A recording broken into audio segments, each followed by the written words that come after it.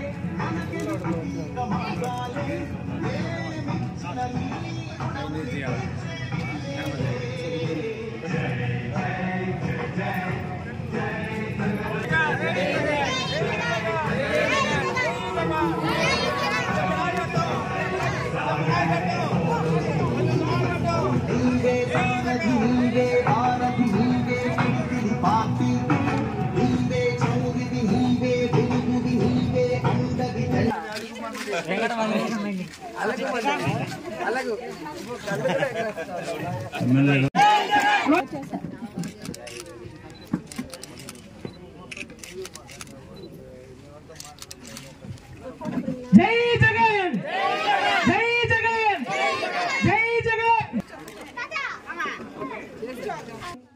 ప్రజల జీవితాలని పేదరికం నుంచి ఏ విధంగా బయటకు తీసుకురావాలి, ఇంకా ఏమేమి మార్పులు కావాలని ఎంతో ఇన్నోవేటివ్గా ఆలోచించి ప్రజల కోసమే వాలంటీర్ వ్యవస్థని, సచివాలయానికి ఇంటి దగ్గరికే సంక్షేమ పథకాలు అందే విధంగా ప్రతి ఒక్క ఇంటికి సంక్షేమ పథకాలని చేరవేసిన ఘనత మన జగనన్నది. ఇలాంటి సంక్షేమ పథకాలు మళ్ళీ మనకు అందాలి, ప్రజలందరికీ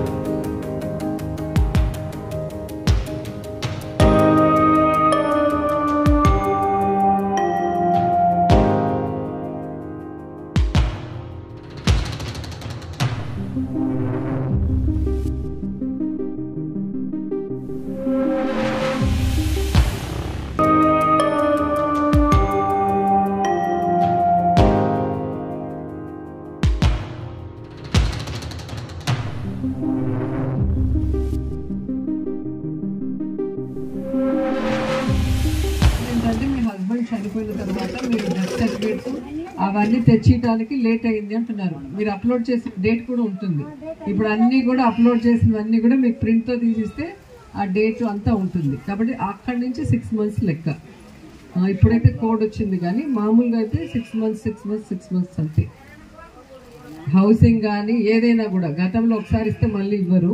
మన గవర్నమెంట్లో 5 yearsలో కూడా కంటిన్యూస్ ప్రాసెస్, అది ఎక్కడ ఆపరు. అది ఒక్క మన స్టేట్లోనే జరుగుతుంది. కాబట్టి మీరు అనుమానం పడాల్సిన అవసరం లేదు, ఎవరన్నా ఆపారేమో అట్లా అనేది లేదు. అది ఆటోమేటిక్గా వచ్చేస్తుంది. చూస్తున్న ప్రాబ్లం వచ్చేసి ఆడవాళ్ళు ఇప్పుడు జగనన్న ప్రభుత్వం వచ్చినాక ఆడవాళ్ళకు ఇంపార్టెన్స్ చాలా వరకు వచ్చింది. నేను చూశాను ఇట్లా సంఘాలు ఇచ్చేయడం కానీ వాళ్ళకి కావాల్సిన ఉద్యోగాలు ఇలాంటివన్నీ ఇవ్వడం. సో మీరు బీయింగ్ అ లేడీ అర్థం చేసుకుంటారని చెప్తున్నాను. ఒక స్టోరీ చెప్తాను. ఆ కాలంలో వచ్చేసి భర్త చనిపోతున్నట్లే భార్యని ముండమోపిచ్చేవాళ్ళు. ఎందుకు అంటే అప్పుడు ఆడవాళ్ళు ఎక్కువ ఉండేవాళ్ళంట, మగవాళ్ళు తక్కువ ఉండేవాళ్ళు. ముండమోసిన వాళ్ళు అట్లా ముండమోస్తే ఇంకొక మగాడు చూడడు అనేసి ఆమెని పనికి రాకుండా చేసి పక్కన పెట్టేసేవాళ్ళు. ఎందుకంటే మిగతా పెళ్లి కాని వాళ్ళు జీవితం అనుభవించాలా, సంతోషంగా ఉండాలి, ఇంకా మగాళ్ళు ఇంకా ఉన్నారు అనేసి. అది అప్పుడు యాక్చువల్లీ. ఇప్పుడు అదే సాంప్రదాయంగా కొనసాగుతోంది. ఉంది. నేను కర్ణాటకలో ఉంటాను, బెంగళూరులో. అక్కడ మొగుడు చనిపోతే ఆ ముండమోపిని ముత్తైదువులా చూస్తారు. ప్రతి ఫంక్షన్ కి చూస్తారు. నేను చూసాను, అక్కడ చూస్తారు. అదే పద్ధతి మనం ఎందుకు తెచ్చుకోకూడదు కదా? పల్లెల్లో వచ్చేసి అలా లేదండి. చనిపోయిన తర్వాత ఆ అమ్మాయి బొట్టు తీసేసి పువ్వులు తీసేసి ఏదో మెట్ల సంతి కోసం వస్తుందండి. మీరు పెద్ద పైన హై లెవెల్ ఉన్నారు కాబట్టి ఒక చట్టం చేసుకొస్తే మళ్ళీ మా అత్త కానీ నా ఆడబిడ్డ కానీ అలాంటి వాళ్ళు ఎంతో మంది ఉన్నారు. నేను కానీ హ్యాపీగా ఉంటారు. ఒకటి జీవితం బతికే వాళ్ళు చాలా మంది ఉన్నారు. వాళ్ళు పైన నలుగురు ఏమనుకుంటారు అనేసి అన్ని చేసి బతుకుతాను. మా అమ్మ నేనేది ఊరికి అన్నాను కదా, నవ్వుతున్నారు అందరూ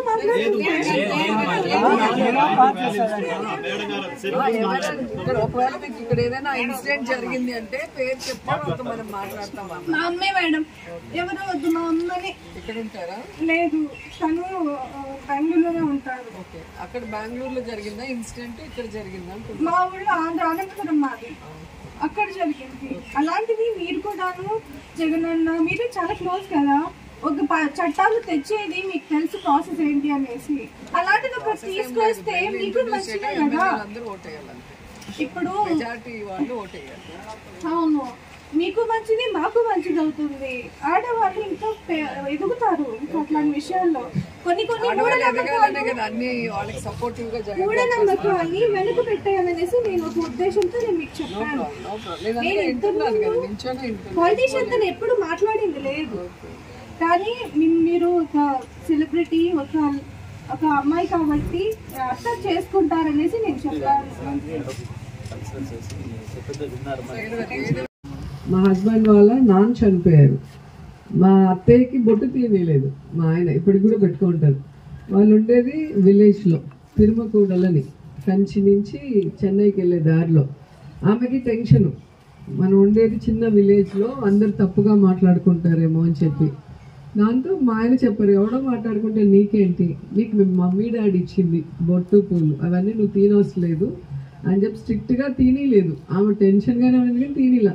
కొన్ని రోజులు అలా భయం ఉంటుంది, మళ్ళీ ఆ భయం వాళ్ళకు కూడా పోయింది. ఇప్పుడు ఎవరు పట్టించుకోరు, ఎందుకంటే వాళ్ళ కొడుకే చెప్పాడు అది అమ్మ నాన్న ఇచ్చింది కదా, మనం ఎందుకు మాట్లాడటం అని. అది ఎవరో ఒకరు స్టాండ్ తీసుకోవాలి. ఆ ఫ్యామిలీలో స్టాండ్ తీసుకున్నప్పుడు ఆటోమేటిక్ పోతుంది. చట్టం చేసినా కూడా మనుషులు మెంటాలిటీ కదా, ఎదురొస్తానే గబగబా పక్కకి వెళ్ళిపోయారు అనుకో, వాళ్ళు హర్టింగ్ అవుతుంది.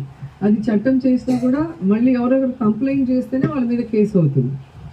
అర్థమవుతుందా? చట్టం మనం చేసినా దాన్ని ఇంప్లిమెంట్ చేయటం అనేది మళ్ళీ ప్రజల చేతిలోనే ఉంటుంది. సో మనం సొసైటీలో మార్పు తీసుకురావాలి. ఏ ఇంట్లో అలా జరుగుతుందో ఆ ఇంట్లో ఉన్న పిల్లలు గట్టిగా స్ట్రాంగ్గా నిలబడి వాళ్ళ తల్లికి ఎవరైనా అలా మాట్లాడినప్పుడు కనుక మా హస్బెండ్ ఎలా అయితే రియాక్ట్ అయ్యారో మీరు అలా రియాక్ట్ అయినప్పుడు 2 రోజులు ఉంటుంది, మళ్ళీ వాళ్ళకి అలవాటు అయిపోతుంది, మన జోలికి రారు. మగవాళ్ళే ఇక్కడ ముందర వచ్చేసి ముంట మోపిస్తున్నారు. అది ఆడ విషయం. ఆడవాళ్ళకి ఎవరికి ఎందుకంటే గతంలో మీరు చూస్తే గుండు కొట్టి క్లాత్ ఇక్కడ వరకు వేసేసి తెల్ల కొట్టు పెట్టేవారు. ఇప్పుడు అది ఎక్కడా ఉండదు. మనం చూస్తే ఎక్కడా లేదు అది. ఇంకా మీకు లోకల్గా ఏమన్నా ప్రాబ్లం ఉంటే అక్కడికక్కడ సాల్వ్ చేసుకోవాలి, కానీ మనకి ఇంతవరకు ఇలాంటి ప్రాబ్లం ఎదురు కాలేదు. కాబట్టి అట్లా కావాలంటే మేము మాట్లాడతాం సార్తో, నాకేం ఇబ్బంది లేదు. కానీ సొసైటీలో చేంజ్ రావాలి. ఫస్ట్ మీరు తీసుకురండి మేడం, తర్వాత ఆటోమేటిక్గా అవే వస్తాయి. ఓకే ఓకే గారు, ప్రతి పేదవాడి కుటుంబానికి సంక్షేమాన్ని అందిస్తూ, వారి పిల్లలకి చక్కటి చదువును అందిస్తూ, వారి కుటుంబానికి ఆరోగ్యశ్రీ ద్వారా, ఆరోగ్య సురక్ష ద్వారా నేను మీకు అండగా ఉంటాను అని చెప్పి ఆయన చేస్తున్న విధానం అన్ని రాష్ట్రాల ముఖ్యమంత్రులు కూడా ఈరోజు ఇన్స్పిరేషన్గా తీసుకొని ముందుకు వెళ్తున్నారన్న విషయం మీరు గమనించాలి. ఈరోజు మనకి 17 మంది ముఖ్యమంత్రులు ఈ రాష్ట్రాన్ని పరిపాలించారు. కానీ 17 మంది చేయలేని ఎన్నో గొప్ప గొప్ప పథకాలని, అభివృద్ధి కార్యక్రమాలని జగన్మోహన్ రెడ్డి గారు మాత్రమే చేయగలిగారు. మీరు కోవిడ్ సమయంలో చూసుంటారు, పక్కనే తమిళనాడు ఉంది, తెలంగాణ ఉంది, కర్ణాటక ఉంది. కనీసం మనుషులు ఏమైపోతున్నారో కూడా ఎవ్వరు పట్టించుకోలేదు. ఎవరికి టెస్టింగ్లు చేయలేదు ఫ్రీ ఆఫ్ కాస్ట్, ఎవరికి వ్యాక్సినేషన్ లేదు, ఎవరికి కోవిడ్ సెంటర్ లేదు. ఒక ఏపీలోనే కోవిడ్ సెంటర్లు పెట్టి ఏ విధంగా టెస్టింగ్లు ఇంటింటికి వచ్చి చేశారు. మీకు వాలంటీర్స్తో పాటు ఏఎన్ఎంలు, ఆశా వర్కర్లు వచ్చి ఇంటింటికి మీకు చేసి వచ్చిన వాళ్ళని కోవిడ్ సెంటర్లో పెట్టి వారికి పౌష్టికమైన ఆహారాన్ని, మెడిసిన్స్ ఇవ్వటమే కాకుండా ఆ తర్వాత అందరికీ కూడా వ్యాక్సినేషన్లు ఫ్రీ ఆఫ్ కాస్ట్తో వేసి ఏ విధంగా మనల్ని కాపాడుకున్నారో మీరు అందరూ కూడా గమనించారు. అలాగే మీరు చూస్తే ప్రతి గ్రామంలో కూడా ప్రతి ఇంటికి వెళ్ళి ఎంతమంది ఉంటే వెల్ఫేర్ స్కీమ్స్ అంతమందికి ఎలిజిబిలిటీ ఉన్న వాళ్ళకి సచివాలయ వాలంటీర్ వ్యవస్థ ద్వారా తీసుకొచ్చారు. గతంలో అయితే మండల ఆఫీసుల చుట్టూ తిరగాలి, లేదా నియోజకవర్గ స్థాయి నగరికి వచ్చి మీరు తిరగాల్సిన పరిస్థితి ఉండేది. కానీ ఈరోజు మీ ఇంటికే వచ్చి మీరు ఏ సంక్షేమ పథకానికి అర్హుల్లో తెలుసుకొని మీ దగ్గర పేపర్స్ కలెక్ట్ చేసుకొని అక్కడే అప్లోడ్ చేసి అన్నీ కూడా మీ గడప వద్దకే తీసుకొస్తున్న ఘనత జగనన్నకే దక్కింది. ఈరోజు ఇలాంటి చిన్న చిన్న ప్రాబ్లమ్స్ కూడా అది ఇక్కడ లోకల్ ప్రాబ్లమ్స్. ఇప్పుడు శ్మశానానికి దారి అంటే పట్టా ల్యాండ్, ప్రభుత్వం డబ్బులు ఇస్తుంది కానీ పట్టా ల్యాండ్ని ఎవరు ఓనర్సో ఒకసారి గ్రామస్తులు మాట్లాడినా ఓకే, లేదా మాకు నెంబర్స్ ఇచ్చినా మేము మాట్లాడి చూస్తాం. వాంటెడ్గా ఇవ్వకుండా ప్రాబ్లం చేసే వాళ్ళు కొంతమంది ఉంటారు. కానీ గ్రామం కోసం మంచి మనసుతో డబ్బులు ఇస్తున్నారు కదా ఇచ్చేద్దాంలే కొంచెం ప్లేసే అనుకునే వాళ్ళు కూడా ఉంటారు. So will try for that. అది కాకుండా ఇప్పుడు ఏదైతే ఆక్యుపై చేసుకొని పంచాయతీ రోడ్డు అంటున్నారో, ఆక్యుపై చేసుకుంటే దాన్ని మనము కలెక్టర్ చెప్పి, జేసీకి చెప్పి, వాళ్ళని రమ్మని చెప్పి, సర్వేయర్ని చెప్పి మార్కింగ్ చేసి కావాలంటే మనం దారి వేసుకోవచ్చు. దానికైతే ప్రాబ్లమే లేదు. మూడోది వాటర్ అంటున్నారు. సో మనకున్న వాటర్ ఉప్పు నీళ్ళు కాబట్టి మనకి తమిళనాడు బార్డర్లో అక్కడ ఉన్న ఎమ్మెల్యే గారితో మాట్లాడతాం, చంద్రన్ గారితో. వాళ్ళు ఓకే అంటే ఆ పైప్ లైన్ నుంచి లాక్కుందాం, ఒక పైప్ లైనే వెయిట్ చేస్తాం మేము ఇంటింటికి ట్యాప్స్ వేసి. లేదు అంటే మీకు బోర్ వేసేదానికి వాళ్ళు పర్మిషన్ ఇచ్చినా కూడా బోర్ వేసి పైప్ లైన్ లాగిస్తాం. లేదు అంటే అప్పుడు ఆర్వో ప్లాంట్ గురించి ఆలోచిద్దాం. సో మీరు అడిగిన మూడింటికి ప్రాబ్లమ్స్లో 2 సాల్వ్ చేయగలిగింది. ఒకటైతే కొంచెం టఫ్, ట్రై చేస్తాం. ప్రకాష్ని పెట్టుకొని మాట్లాడతాను నేను కూడా, తనకు కూడా తెలియాలి కదా. సో మీకు కూడా తెలుస్తుంది, అర్థం అవుతుంది. కూర్చోబెట్టి వాళ్ళు వచ్చినప్పుడు మాట్లాడిస్తాం. సో ఇంకేమైనా ఉన్నా కూడా ప్రభుత్వం తరఫున అయితే పార్టీలు, కులం, మతం చూడకుండా ఎలిజిబిలిటీ క్రైటీరియా, పేదవాడు అంటే చేయాలన్న బాధ్యత మేమందరం కూడా జగనన్న మాటని శిరసావిస్తూ పనిచేస్తూ ముందుకు వెళ్తున్నాం. కాబట్టి ఎవరు అనుమానాలు పెట్టుకోని అవసరం లేదు. ఒకవేళ మాకేమన్నా కావాలని ఆపేశారని అలాంటిది ఎక్కడ కూడా ఉండదు. మనకిచ్చే సర్టిఫికెట్స్లో టైం లేట్ అయితే తప్ప ఎవ్రీ 6 months ఉంటుంది. ఆ 6 months టైం వాళ్ళు అడిగితే చెప్తారు. ఏ పథకాలైనా కూడా దానికి ఎలిజిబిలిటీ వచ్చిన వాళ్ళందరినీ కూడా ఆ 6 monthsలో కలెక్ట్ చేస్తారు. కొత్తవి చేసిన తర్వాత 6 months అవ్వగానే వాళ్ళకి ఆటోమేటిక్గా అవన్నీ వచ్చేస్తాయి. ఆసరా కానీ, చేయూత కానీ, లేదా పెన్షన్ కానీ, ఏదైనా కూడా. సో దానివల్ల మీరు ఎవరు కూడా అనుమానం పెట్టుకోని అవసరం లేదు. ఏదున్నా కూడా మా వాలంటీర్ చెప్పినా ఓకే, లేదా మీ పంచాయతీ సెక్రటరీ ఉంటారు, వాళ్ళంతా మెరిట్ బేసిస్లో వచ్చిన వాళ్ళే. ఎవరికి ఇన్ఫ్లుయెన్స్ చేసినా కూడా వాళ్ళు మారు, వాళ్ళు సర్వీస్ ఓరియంటెడ్గానే ఉంటారు. వాళ్ళ దగ్గర మీరు చెప్పినా కూడా మీ పంచాయతీ పరిధిలోనే ఉంటుంది కాబట్టి సచివాలయం, మీరు అడిగినా వాళ్ళు ఖచ్చితంగా మీకు చెప్తారు. అలా ఏదైనా అనుమానం ఉంటే నాకు మెసేజ్ చేస్తే నా నంబర్ ఇచ్చి వెళ్తాను. ఎప్పుడు నాకు మెసేజ్ చేసినప్పుడు నేను ఇమీడియట్గా రిప్లై చేసి మీ సమస్యలు దూరం చేయడానికి రెడీగా ఉన్నానని కూడా చెప్తున్నాను. అండ్ ఈరోజు మే 13th ఎలక్షన్స్ ఉన్నాయి. సో ఈ 5 years మీరు చూస్తే 30 yearsలో చేయలేని ఎన్నో అభివృద్ధి కార్యక్రమాల్ని, సంక్షేమ కార్యక్రమాల్ని 5 సంవత్సరాల కాలంలో అటు జగన్ గారి ఆశీస్సులతో మేము కూడా నియోజకవర్గంలో చేయటం జరిగింది. సో మరొక అవకాశం మాకు ఇస్తే మళ్ళీ 5 ఏళ్ళు మీకు సర్వీస్ని అందించడానికి మేము రెడీగా ఉన్నాం. కాబట్టి ప్రతి ఒక్కరు కూడా ఒక్కొక్కరు 2 ఓట్లు వేయాలి. ఒకటి ఎమ్మెల్యేకి, ఒకటి ఎంపీకి. ఫ్యాన్ గుర్తుకు ఓటేసి జగనన్నని నన్ను ఆశీర్వదించమని కోరుకుంటూ సెలవు తీసుకుంటున్నాను. జై జగన్, జై జై జగన్.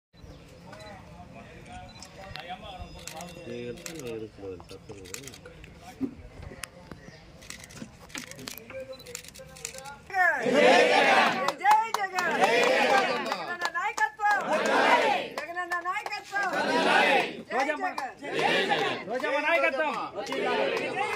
జై రోజమ్మ.